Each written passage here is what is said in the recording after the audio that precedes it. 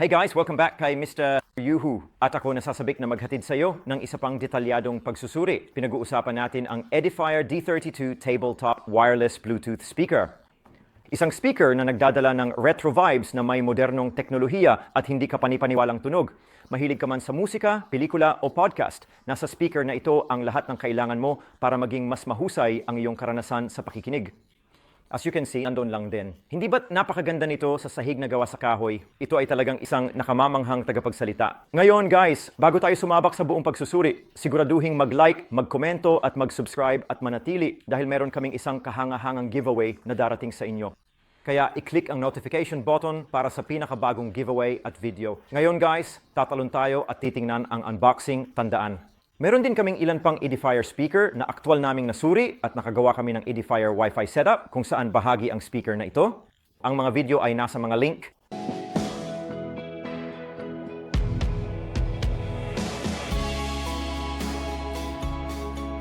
Kaya ang Edifier D32 ay may napakalinis na packaging na ginagawang premium ang karanasan sa pag-unbox sa simula pa lang. Sa loob ng kahon, makikita mo ang isang speaker, isang mabilis na gabay sa pagsisimula at lahat ng mga cable na kailangan mo upang makatayo at tumakbo.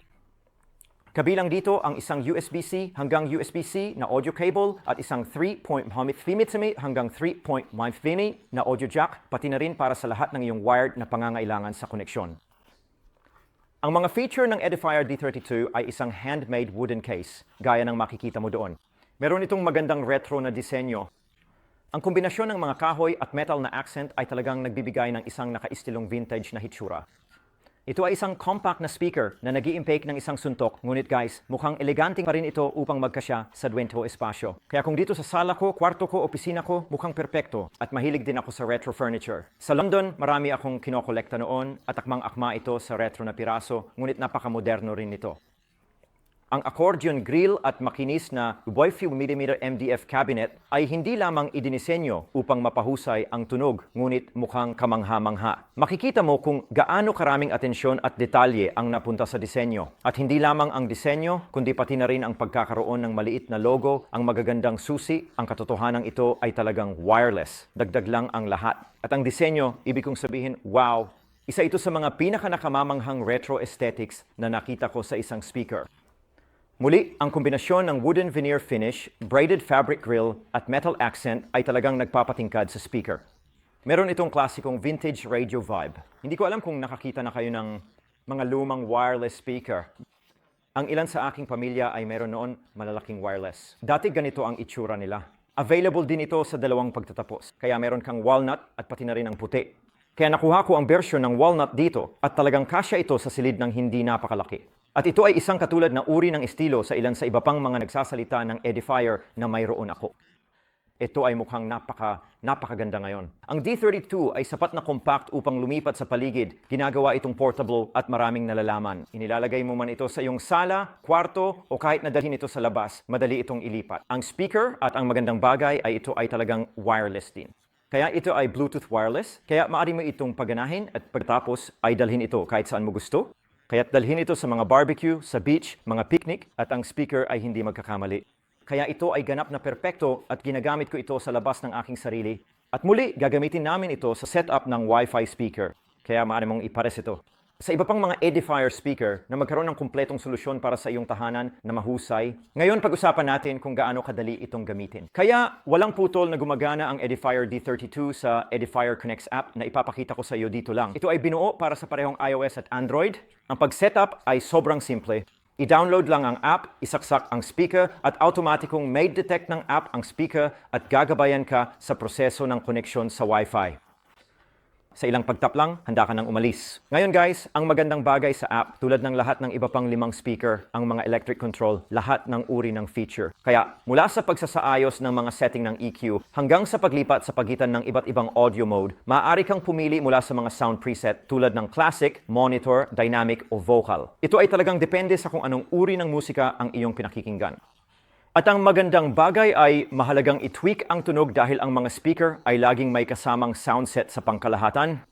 Kaya kung gusto mo ng iba't ibang setting, tulad ng pag-ibig ko sa aking musika sa London Club, nagbibigay sa iyo ng kakayahang baguhin ito sa iyong personal na profile. Meron itong napapasadyang 6 na banda EQ, kaya ang EQ ay maaari mong baguhin. Nagbibigay daan sa iyong baguhin ang musika tulad ng bass, treble. Meron itong multi-point connectivity, kaya maaari mong ipares ang speaker sa dalawang device ng sabay-sabay na perpekto kung marami kang tao sa kwarto at gustong magpatugtog ng kanilang musika.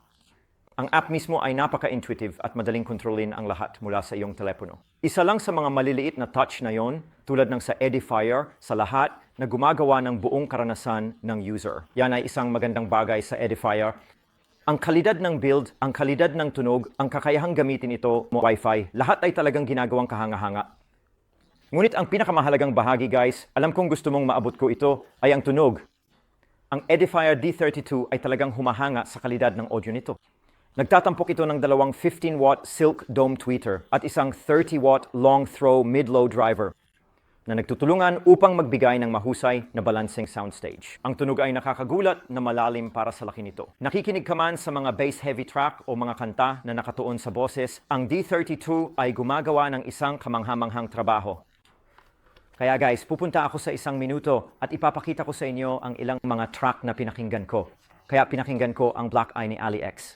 Ang bass ay dumating sa pamamagitan ng punchy habang ang vocals ay kristal malinaw. Walang mid-modeling ng mids o highs. At guys, nanatiling balanse ang tunog na napakahalaga. I even pumped it up to high volumes and there was no distortion at all in the speaker, which is great. Ngayon, para sa mga tagahanga ng house music na tulad ko, inihagis ko rin ang Tiesto's Red Lights at ang tagapagsalita ay naghatid ng masiglang enerhiya na may malinis na mataas. Nagkaroon ito ng maraming low-end thump. Maririnig mo talaga ang bass na tumatakbo, thump, thump, thump. Guys, binibigyang buhay talaga nito ang musika. At muli, tulad ng isang maliit na tagapagsalita, ngunit makikita mo mula dito na ito ay nakakabit ng napakalakas na suntok. Ang D32 ay maaaring walang ultra deep bass ng ilan sa mas malalaking speaker tulad ng S1000W na gagawa ako ng pagsusuri sa ilang sandali. Ngunit para sa karamihan ng mga tao, ang tunog na inihahatid nito ay higit pa sa sapat. Kung naghahanap ka ng isang bagay na gumagawa ng rich mids at clear highs, perpekto ang speaker. Ang bass ay solid ngunit hindi napakalakas, na sa tingin ko ay mahusay para sa kaswal na pakikinig o background music. Natagpuan ko ang pakikinig sa iba't ibang genre, orchestra man ito, electronic o pop. Ang tunog ay patuloy na kahanga-hanga. Nalaman ko, gayunpaman, kailangan mong ayusin ang mga setting ng EQ depende sa uri ng tunog na gusto mo. Ngayon guys, ang gusto kong gawin ay maglaan ng 1 minuto para gumawa ng mabilis na sound test para marinig mo kung paano gumaganap ang speaker na ito. Gusto kong subukan at gumamit ng iba't ibang genre para makaakit sa iba't ibang panlasa. Kaya umupo, tamasahin ang musika at babalik kami.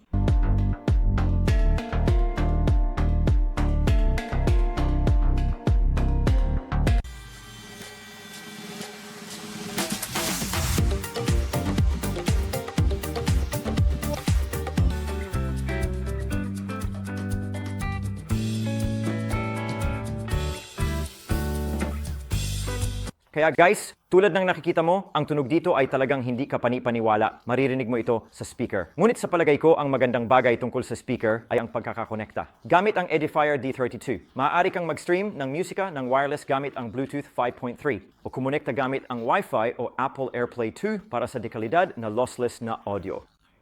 Sinusuportahan ng speaker ang dual-band Wi-Fi. Maaari kang mag-set up ng multi-room audio system kung mayroon kang higit sa isang D32 speaker. Guys, isipin na mayroon paborito mong track sa maraming kwarto at magkaroon ng walang putol na karanasan saan ka man pumunta. Maaari kang pumunta sa bawat silid at maririnig mo ang pagputok ng musika. Ibig kong sabihin, ito ay talagang hindi kapani-paniwala. At ginawa namin iyon, tagapagsalita, talagang ipinakita namin sa iyo kung paano ayusin ang mga ito kasama ang Edifier D32. Napakasimple noon. Kaya guys, ano ang tingin ko sa Edifier D32? Ito ay isang kamangha-manghang tagapagsalita, lalo na kung naghahanap ka ng isang bagay na pinagsasama ang istilong retro sa mga modernong tampok. Ang kalidad ng tunog ay kamangha-manghang para sa laki nito. Madaling gamitin ito sa Edifier Connects app, at ang portability ay ginagawa itong sapat na versatile para sa anumang silid. At gaya ng nakikita ninyo, may kaunting close-up na naman nito. At gusto ko lang ang disenyo ng panel na yon. Nakakamangha talaga. Kaya kung nagsiset up ka sa isang sala o dinadala ito sa labas para sa isang party, ang speaker na ito ay naghahatid ng parehong hitsura at pagganap. ni hindi ko pinapakita sa iyo yan. Meron itong bagay sa ibaba, pigilan ito sa paggalaw. Ngayon, napakahusay ng presyo nito at kung isasaalang-alang ang lahat ng makukuha mo, Hi-Res Audio, maraming options sa pagkakakonekta at ang retro disenyo, ito ay solidong pagpipilian. Ngayon guys, gumagawa din kami ng giveaway, kaya namimigay kami ng produkto ng Edifier. I-click ang link sa paglalarawan. May 7 produkto na nagkakahalaga ng mahigit 4,000 dolyar na ibibigay namin. Salamat sa suporta, mag-subscribe at i-click ang notification button para sa pinakabagong giveaways. Tingnan din ang aming playlist ng Edifier. Meron kaming lahat ng iba't ibang speaker, earbud, headphone. Gustong-gusto namin ang produkto ng Edifier. Mahilig kami sa nagsasalita, kaya makipag-ugnayan sa amin at ipaalam sa amin ang iniisip mo. Sana ay nasiyahan kayo sa Edifier D32. Ipaalam sa amin kung gusto mo ang speaker o kung gusto mo ng ibang review ng speaker. Magkita-kita agad sa Mr. Yuhu. Salamat sa pagsama sa akin dito sa Mr. Yuhu there.